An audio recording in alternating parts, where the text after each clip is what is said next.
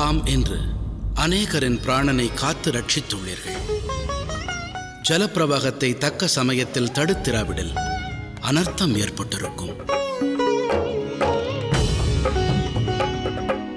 மனதின் ஆனந்தம் மனித உருவமாய் முன்னிற்பதால் வார்த்தை எழவில்லையா?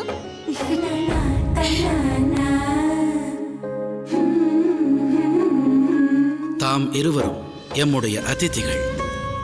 மிதிலை வாசிகளுடைய நல்லுயிர் காத்ததற்கு நன்றிகள் பல.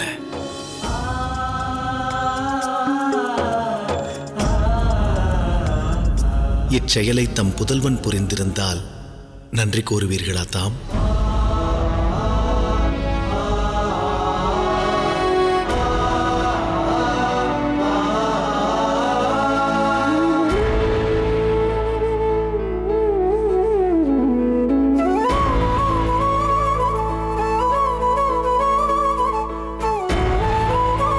நான் தமது புதல்வனுக்கு சமமானவன்.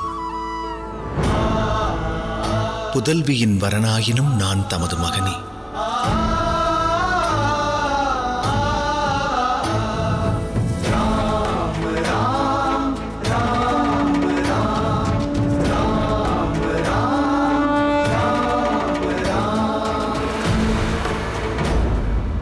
குரு வசிஷ்டரை வரவேற்கும் பணிகள் முடிந்தனவா? முடிந்தது அரசே. சில தினங்களுக்கு பிறகு மிதிலையில் இருந்து புதல்வனோடும் குலவதுவோடும் வருவேன்.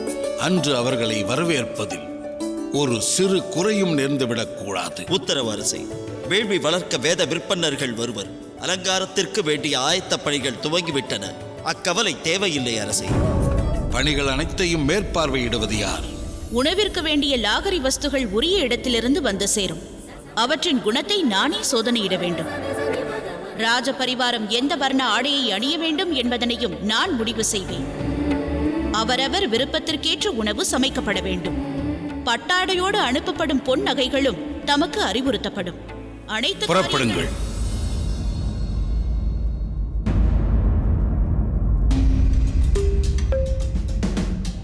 கைகேயி, என்னுடைய மனதின் ஆனந்தத்தை நீ கட்டுப்படுத்த முயல்கிறாய் என்பதை நீ உணரவில்லையா?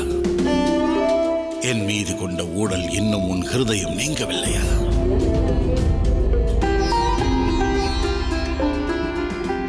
ராமனது விவாகத்திற்கு நீ சம்மதம் தெரிவிப்பாய்? அரசே, யார் வேண்டுமானாலும் தன் கடமை மறக்கலாம். ஆனால் ஒரு தாய் மறக்க மாட்டாள். அது என்றும் நிகழாது. அது மட்டுமல்லாது, சகிப்புத்தன்மையோடு எதையும் ஸ்வீகரிப்பது ஒரு தாயின் பண்பாகிறது.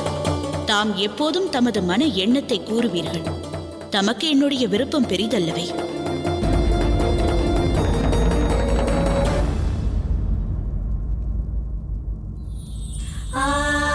இருப்பினும் மகாராஜா, இது என் ராமனின் விவாகம்.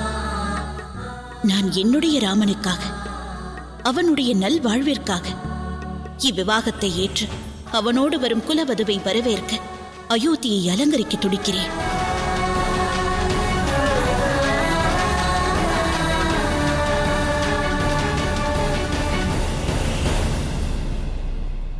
வித்யா வின்யயோபேதோ ஹர்தி ந சேதான்சி கஸ்ய மனுஜஸ்ய. ஒரு மனிதன் பணிவையும் கல்வியையும் பிராப்தம் பெற்றால் எவரின் மனதையும் அவர் வெல்லலாம்.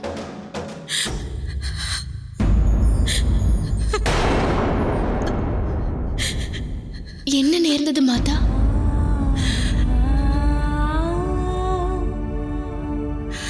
ஆனந்தம் சீதா. அதன் வெளிப்பாடே இது. என் கவலைகளை நான் ஒன்றை எண்ணி மறக்கின்றேன்.